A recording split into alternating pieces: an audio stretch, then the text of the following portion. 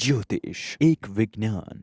હું છું global એસ્ટ્રોગુરુ doctor Pankaj નાગર. તારીખ 29/3/2025ના રોજ બ્રહ્માંડનો અતિ મહત્વનો ગ્રહ શનિ કુંભમાંથી મીન રાશિમાં પ્રવેશ કરશે.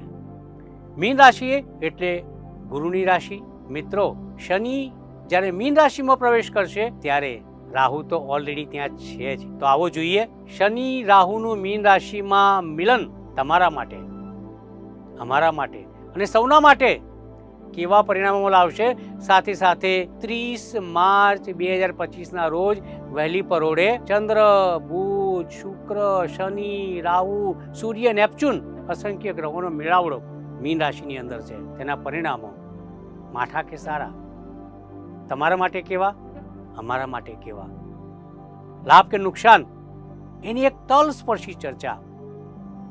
અને એ સાંભળવા માટે, જોવા માટે તમારે જ્યોતિષ એક વિજ્ઞાનનો શો જોવો જ રહ્યો. નમસ્તે. જ્યોતિષ એક વિજ્ઞાન.